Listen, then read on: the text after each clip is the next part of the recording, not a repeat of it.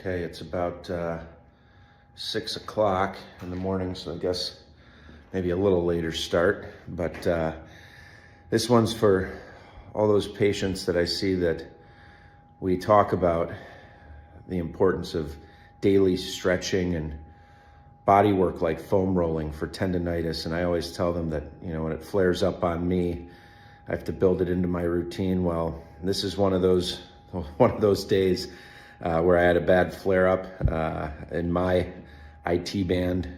And I always say, before work, it's a cup of coffee and then doing my 10 to 15 minutes. So I'm at just about 12 minutes here. And we've got our bands and our foam roller, and that's it.